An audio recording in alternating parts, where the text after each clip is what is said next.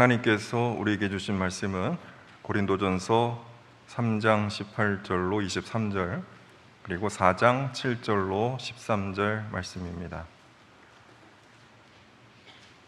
고린도전서 3장 18절로 23절 먼저 제가 받들어 읽겠습니다. 제가 말씀을 봉독할 때에 하나님의 계시 음성을 듣게 되시기를 바랍니다. 아무도 자기를 속이지 말아야 합니다. 여러분 가운데서 누구든지 이 세상에서 지혜 있는 사람이라고 스스로 생각하거든 정말로 지혜 있는 사람이 되기 위하여 어리석은 사람이 되어야 합니다. 이 세상의 지혜는 하나님이 보시기에 어리석은 것입니다. 성경에 기록하기를 하나님께서는 지혜로운 자들을 자기 꾀에 빠지게 하신다 하였습니다. 또 기록하기를 주님께서 지혜로운 자들의 생각을 헛된 것으로 아신다 하였습니다. 그러므로 아무도 사람을 자랑하지 말아야 합니다. 모든 것이 다 여러분의 것입니다. 바울이나 아볼로나 게바나 세상이나 삶이나 죽음이나 현재 것이나 장래 것이나 모든 것이 다 여러분의 것입니다. 그리고 여러분은 그리스도의 것이요 그리스도는 하나님의 것입니다. 고린도전서 4장 7절로 13절 말씀도 함께 봉독합니다. 누가 그대를 별다르게 보아줍니까? 그대가 가지고 있는 것 가운데서 받아서 가지지 않은 것이 무엇이 있습니까? 모두가 받은 것이라면 왜 받지 않은 것처럼 자랑합니까? 여러분은 벌써 배가 불렀습니다. 벌써 부자가 되었습니다. 우리를 제쳐놓고 왕이나 된 듯이 행세하였습니다. 여러분이 진정 왕처럼 되었으면 좋겠습니다. 그렇게 하여 우리도 여러분과 함께 왕노릇하게 되면 좋겠습니다. 내가 생각하기에 하나님께서는 사도들인 우리를 마치 사형수처럼 세상에서 가장 보잘것없는 사람들로 내놓으셨습니다. 우리는 세계와 천사들과 사람들에게 구경거리가 된 것입니다. 우리는 그리스도 때문에 어리석은 사람이 되었지만 여러분은 그리스도 안에서 지혜 있는 사람이 되었습니다. 우리는 약하나 여러분은 강합니다. 여러분은 영광을 누리고 있으나 우리는 천대를 받고 있습니다. 우리는 바로 이 시각까지도 줄이고 목마르고 헐벗고 얻어맞고 정처 없이 떠돌아 다닙니다. 우리는 우리 손으로 일을 하면서 고된 노동을 합니다. 우리는 욕을 먹으면 도리어 축복하여 주고 박해를 받으면 참고 비방을 받으면 좋은 말로 응답합니다. 우리는 이 세상의 쓰레기처럼 되고 이제까지 만물의 찌꺼기처럼 되었습니다. 아멘. 오래전 상영했던 영화 포레스트 검프 보신 분이 꽤 되실 줄 압니다. 영화 배우 톰 행크스가 주연을 했는데요. 지능이 좀 떨어지고 말은 어눌하고 게다가 다리까지 절어서 동네 아이들의 학교 아이들로부터 왕따를 당했습니다.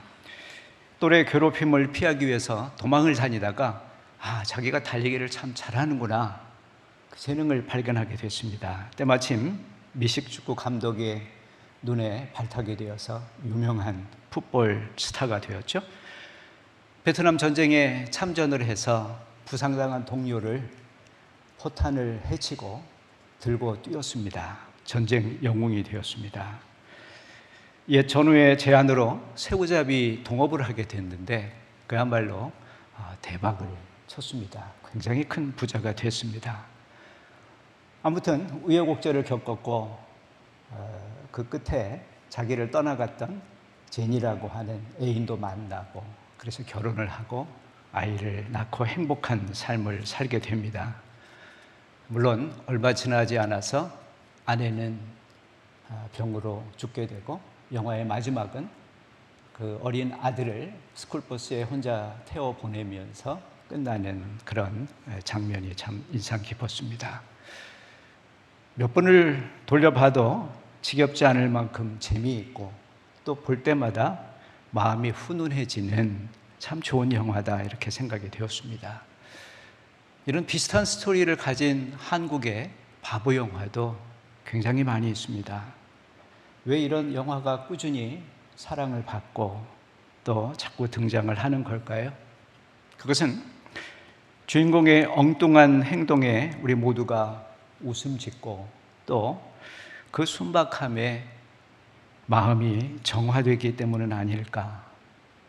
이런 바보 주인공 앞에 서면 누구나 긴장의 끈을 풀게 되고 또 경계심을 버리게 되는 게 아닐까.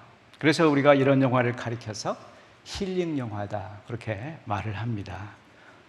시간이 나시면 한번 또 돌려보시길 바랍니다. 지금 우리 사회는 전 세계에서 유례를 찾을 수 없을 만큼 아주 치열한 경쟁 사회입니다.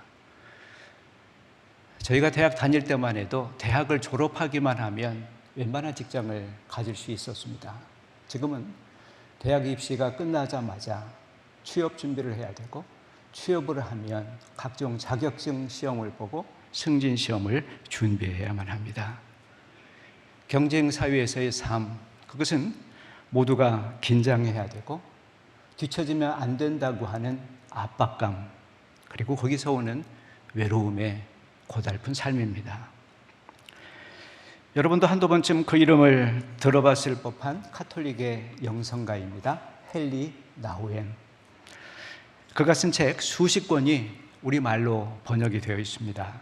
그는 미국 최고 대학인 예일 대학과 하버드 대학 교수직을 있었습니다. 그런데 어느 날 돌연 그 좋은 직장을 내버리고서 정신박약 어른들이, 정신박약 성인들이 모여 사는 캐나다의 라르쉐라고 하는 공동체로 가게 됩니다. 그곳 식구들은 모두가 몸이 불편하고 말은 느렸고 또 행동은 엉뚱했습니다. 나우엔이 그곳에서 전담해서 돌보아야 했던 사람이 있는데 아담 아네트라고 하는 사람이었습니다. 그는 누군가의 도움 없이는 움직일 수 없었고 잦은 발작에 고통을 당하는 25살 청년이었습니다. 혼자서도 잘하는 수재들만 가르쳤던 과거의 직장 예일 대학과 하버드 대학, 그런 곳에서 살았던 나우엔에게 이곳 공동체는 하루하루가 정말 견디기 어려운 곳이었을 것입니다. 그런데 그는 놀랍게도 이곳 공동체에서의 삶이 지금까지 삶 중에 가장 행복했던 순간이라고 기록하고 있습니다. 예일 대학, 하버드 대학에서 목도했던 그 치열한 경쟁심, 자기 이름을, 자기 명예를, 자기의 연구 업적을, 자기 잘 가르치는 그 능력을, 공명심, 그런 것을 여기서는 가질 필요가 없었기 때문이었습니다. 이곳은 아무 조건 없이 자신을 수용해주는 사람들이 있는 곳입니다. 그 속에서 자신이 사랑을 받고 인정도 받고 자신도 돌봄을 받는다고 하는 느낌을 가졌습니다. 그것은 마치 탕자가 아버지 집에 돌아왔을 때 느끼는 평안함 같은 것이었다. 그는 그렇게 책에서 기록을 했습니다.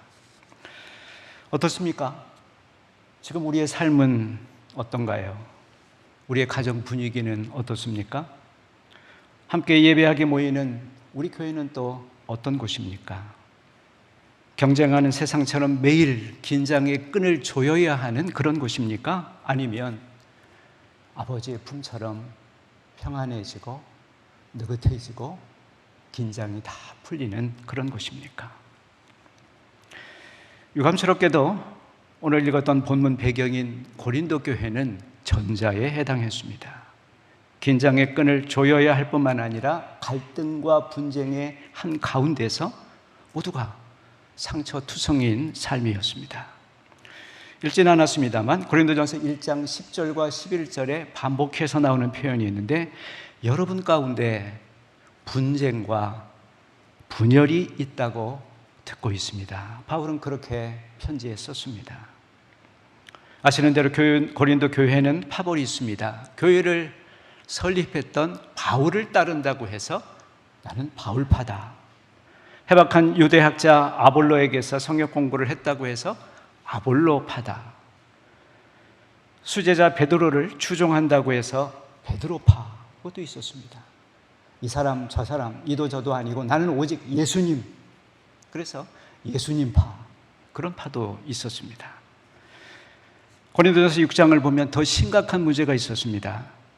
교회 안에서 분쟁이 생겼는데 그 갈등과 분쟁을 해결할 방법이 없어서, 그래서 세상 법정인 로마 법정에 고소하는 일까지 있었습니다. 망신도 이만저만하는 망신이 아니었습니다.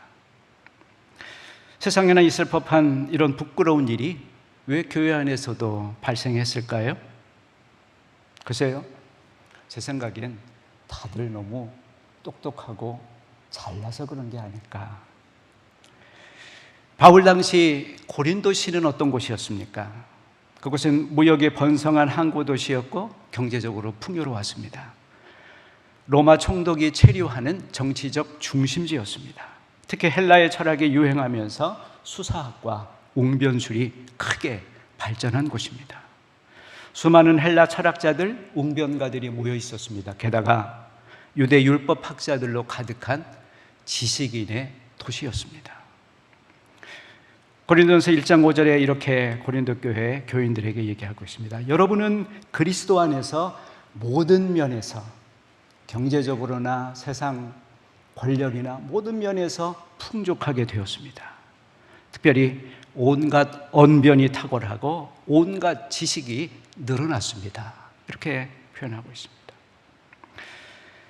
많이 배우고 똑똑한 사람들이 모이면 매사를 합리적으로 잘 처리할 거라고 그렇게 추측을 합니다. 그런데 현실이 꼭 그렇지만은 않습니다. 우리 대학에 생활하는 사람들이 하는 말 가운데 하나가 교수가 500명이면 총장이 500명이다 그럽니다. 아무튼 다 똑똑하고 다 잘났다. 똑똑하고 영리한 사람들이 모이면 의뢰 일어날 법한 그런 일들이 고린도 교회 안에서도 일어났습니다. 지식은 사람을 교만하게 만들고 교만은 생각지도 못한 숱한 문제들을 우리에게 일으킵니다. 이 문제를 해결하기 위한 바울의 해법이 무엇이었을까요? 그는 상대 파벌을 제압하기 위한 더 많은 지식, 더 좋은 논리를 가르치려는 데 관심이 없었습니다. 오히려 바보같이 되어야 한다. 그것이 바울이 던져준 해법이었습니다. 본문 3장 18절에 이렇게 되어 있습니다. 여러분, 정말로 지혜 있는 사람이 되고 싶다면 어리석은 사람이 되어야 합니다. 이 세상의 지혜는 하나님의 보시기에 아주 어리석은 것이기 때문입니다. 여기 어리석은 사람이라고 하는 헬라어는 모로스라고 되어 있습니다. 이 모로스는 우리말로 번역하면 바보, 얼간이, 멍청한 사람, 그런 뜻이겠습니다. 그렇다면 오늘 이 본문을 우리는 이렇게 읽을 수 있겠습니다.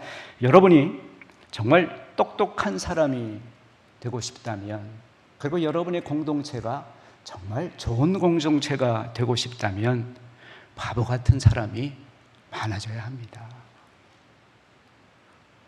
바보란 어떤 사람입니까?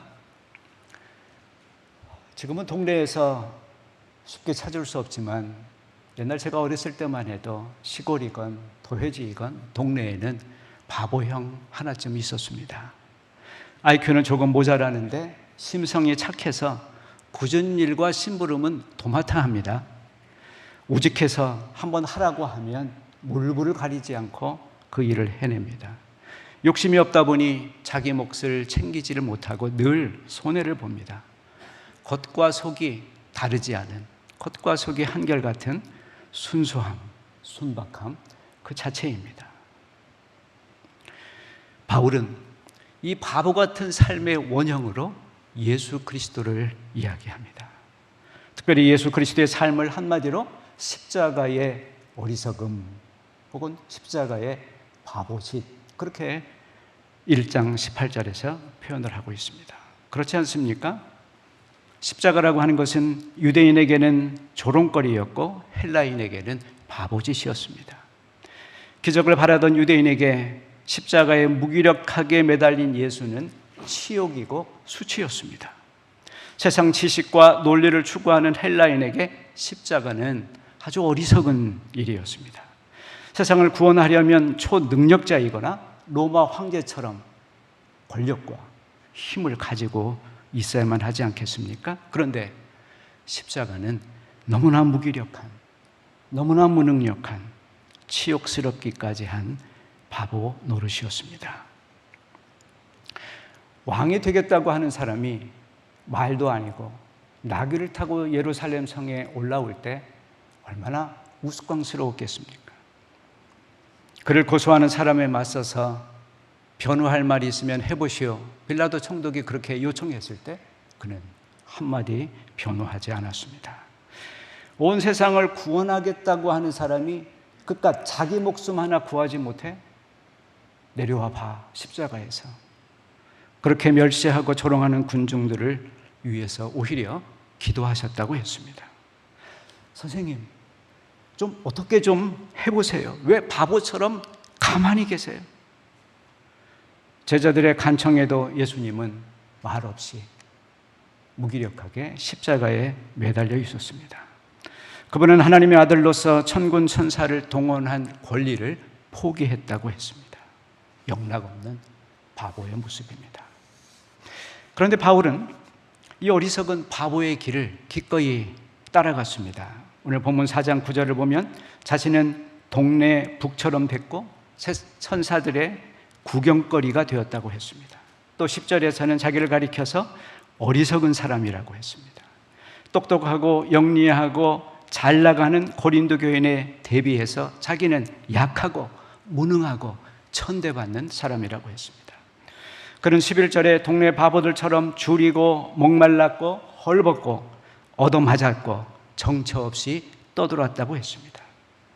12절에 다른 사도들은 하지 않는 노동, 아마도 베드로를 염두에 두었던 것 같습니다. 베드로와 달리 그는 스스로 자기 먹거리를 해결해야만 하는 자비량 전도 활동을 했습니다. 특별히 주목할 만한 표현은 그 다음에 나오죠. 욕을 먹으면 도리어 축복해 주었습니다. 박해를 받으면 피하기보다는 침묵으로 견뎌냈습니다.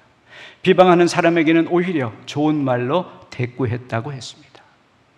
정말 바보 아닙니까? 바울이 본래 어떤 사람입니까? 그런 당대의 석학인 가말리엘의 문화생이었습니다. 헬라 철학자들과 논쟁할 때 보면 대단한 철학자였음을 알 수 있습니다. 그의 설교가 얼마나 탁월한 그런 웅변이었습니까? 그는 성세석을 두고 바리새인과 논쟁할 때 탁월한 율법학자였습니다. 게다가 로마 시민권자, 가문도 배경도 굉장한 사람이었을 거라 추측을 합니다. 그렇게 똑똑하고 유능한 사람이 기꺼이 바보, 멍청이가 되었습니다. 왜 그랬겠습니까? 이 질문을 이해할 수 있는 열쇠는 4장 10절에 나옵니다. 나는 그리스도 때문에 바보가 되었습니다. 그리스도 때문에 바보가 되었다. 이 말은 아마도 그가 다마스쿠스의 체험을 염두에 두었을 것 같습니다. 예수 그리스도를 만나기 전 그는 율법의 광신도였습니다. 그는 열에 바쳐서 새로 태어난 예수교 교도들을 잡아들이기 위해서 다마스쿠스로 갔습니다. 가는 길에 하늘로부터 강렬한 빛에 눈이 멀었습니다. 그리고 부활하신 예수님의 음성을 듣게 되죠. 네가 왜 나를 핍박하느냐? 왜 나를 박해하느냐? 사랑의 화살이 그의 가슴에 깊이 꽂혔습니다. 며칠 후 멀었던 눈은 다시 뜨게 되었습니다.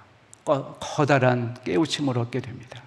자기의 열심이 얼마나 잘못된 것인지, 자기가 잘못된 길을 얼마나 멀리까지 왔는지를 비로소 깨달았습니다. 예수께서 십자가를 지신 이유는 다른 사람이 아니라 이런 엉뚱한 삶을 살았던 자기 자신을 위한 것임을 그는 깨달았습니다. 바울은 그 엄청난 주님의 사랑에 압도를 당했고 그 풍성한 주님의 사랑에 휘감겼습니다. 그래서 기꺼이 십자가의 바보가 되겠다고 생각했습니다.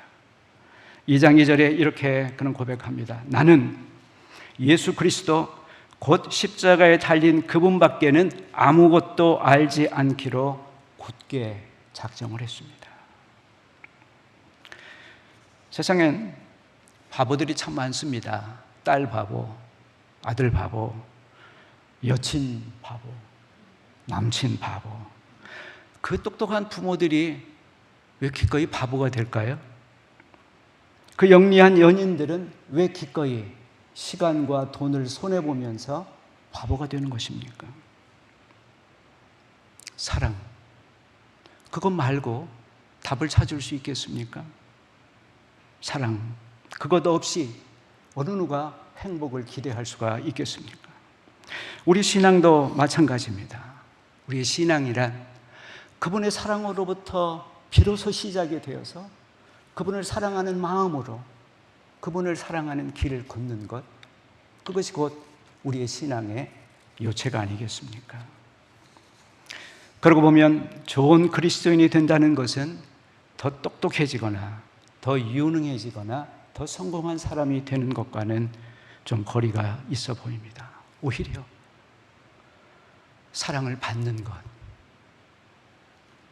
그분의 사랑에 자신을 열고 그분의 사랑을 받아들이고 수용하는 것, 그리고 그 사랑으로부터 나오는 그 힘을 가지고 하나님을 사랑하고 이웃을 사랑하는 것. 우리는 어떻습니까? 혹시 사랑 때문에 기꺼이 바보가 된 적이 있으십니까? 같은 말이라도 누가 어떤 맥락에서 사용하느냐에 따라서 뜻이 달라지곤 합니다. 바보 같다는 말이 바로 그렇습니다. 세상에서 사용하는 바보 같다라고 하는 이 말은 멸시하고 조롱하는 표현입니다. 아휴, 바보같이 또 맞고 왔냐? 너도 같이 때리지. 어려서 집에서 부모님들이 하곤 하는 말입니다. 멍청한 놈, 이렇게 쉬운 문제도 못 풀어? 너 바보냐? 학교에서 선생님들이 종종 하는 말입니다. 김대리, 당신 대학 나온 거는 맞아? 아니, 이간일 하나 제대로 해결을 못해? 회사의 부장님이 혹은 사장님이 하는 말이기도 합니다. 심지어 부부 사이에도 말하기도 합니다. 당신 바보야? 수십 년간 그렇게 말했는데 아직도 그거 하나 못 고쳐? 반면에 그리스도인 사이에서 사용하는 바보 같다고 하는 말은 굉장히 거룩하고 성스러운 표현입니다. 유진 피터슨 목사가 번역한 메시지 성경 본문 3장 18절은 이렇게 번역을 하고 있습니다. 여러분, 시대의 최신 유행을 따르는 것으로 지혜로운 사람이 될 수 있다고 생각하지 마십시오. 하나님의 바보가 되십시오. 그것만이 참된 지혜에 이르는 길입니다. 이 세상이 영리하다고 하는 것을 하나님은 어리석다고 하시기 때문입니다. 좋은 그리스도인이 되려면 예수님처럼, 바울처럼 기꺼이 바보 같은 사람이 되기를 기도하고 소망해야 합니다. 물론 우리들의 본성에 어긋나는 일이기 때문에 절대로 쉬운 일이 아닙니다. 우리는 보통 바보 같다고 하는 말을 들을 때 자존심이 상합니다. 기분이 나쁩니다. 속으로 욕을 하기도 합니다.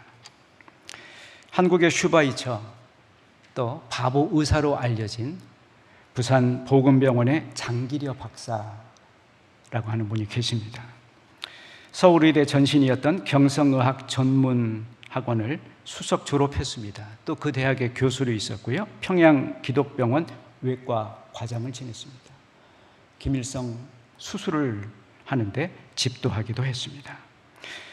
전쟁 때 월남을해서 부산 내려와서 거기 보건병원 거기에 원장으로 있었습니다. 그런데 그가 사는 곳은 병원 옥탑방이었다고 합니다. 북에 두고 온 아내 때문에 평생 독신으로 지냈습니다. 이산 가족을 상봉할 때에 정부가 기회를 주었는데 나만 그런 특혜를 받을 수 없다고 거절했습니다. 가난한 환자들에게 관심이 커서 우리나라 최초의 의료보험 조합인 청십자 조합을 만들기도 했습니다. 수술비가 없는 환자가 몰래 병원을 도망가도록 문을 열어주어서 병원이 발칵 뒤집어지기도 했습니다. 보다 못한 제자가 얘기했습니다. 선생님처럼 살면 바보 소리 들어요. 선생님 그러지 마세요. 그때 장기려 박사가 이렇게 대답했다고 합니다. 바보? 그 소리 들을 수 있으면 성공한 거야. 자네는 바보로 살기가 얼마나 어렵기나 한지 알고는 있나?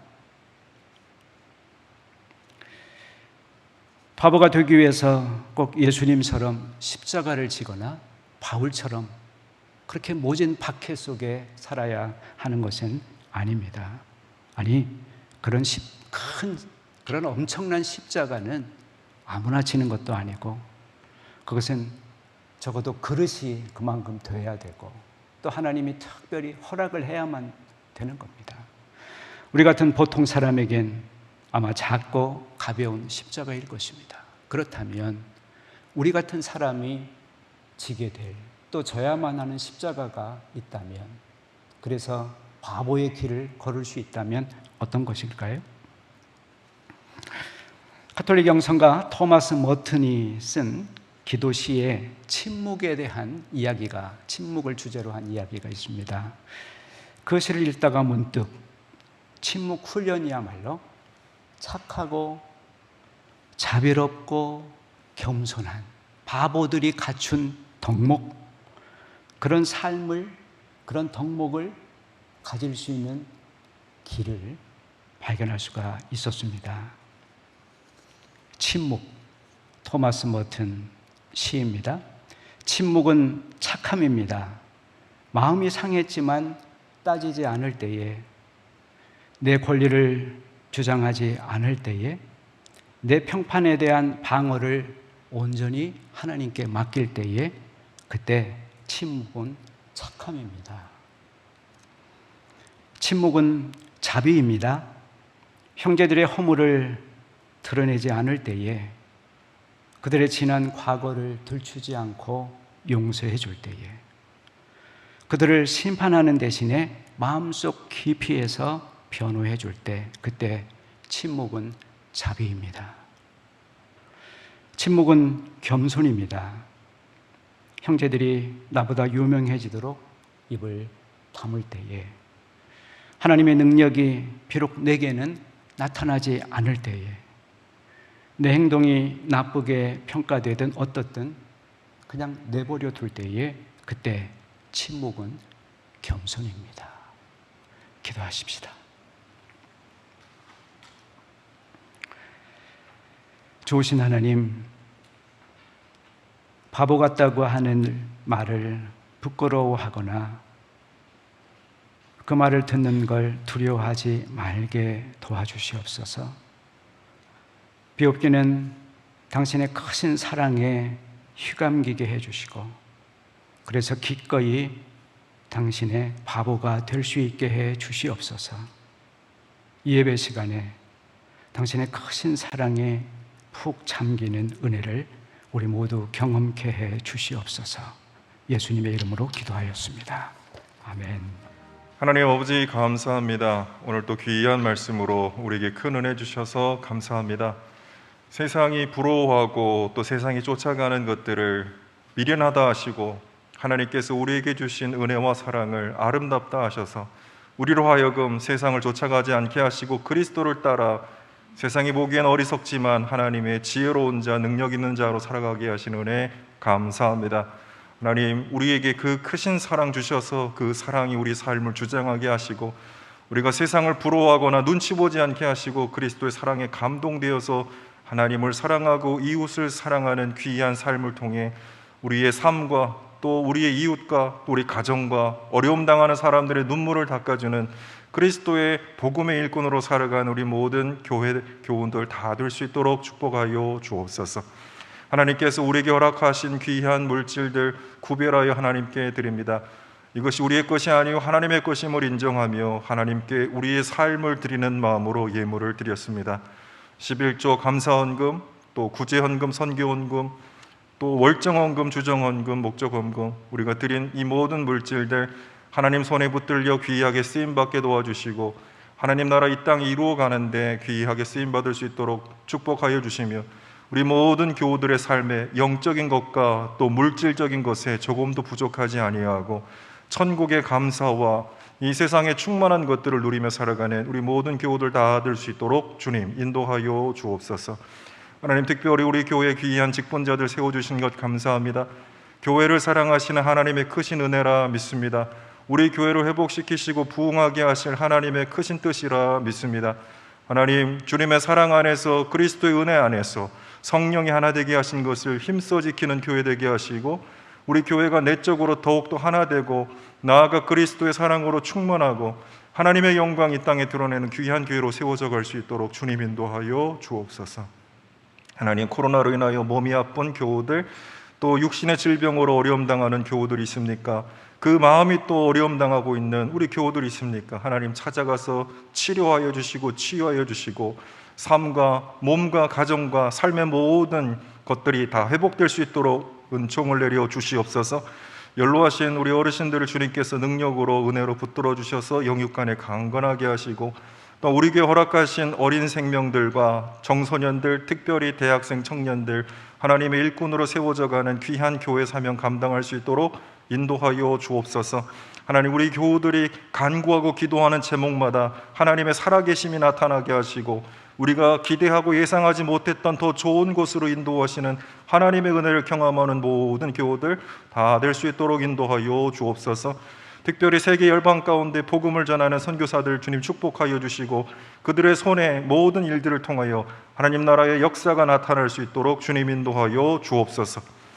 지금은 교회의 머리 되신 우리 주 예수 그리스도의 은혜와 우리 아버지 되신 하나님의 무한하신 사랑하심과 우리 보호자요 인도자 되신 성령 하나님의 내주 교통 역사하심이 하나님의 사랑에 감동되어 그리스도를 본받아 어리석은 자로 복음의 능력 나타나며 살아가기로 소원하는 사랑하는 모든 교우들과 가정과 나아가는 길 위에 주님께서 피로 값주고 세워주신 우리 한남대학교회와 한국교회와 이 나라 이 민족 가운데 세계 열방 가운데 지금부터 영원토록 함께 하옵시기를 간절히 축원하옵나이다.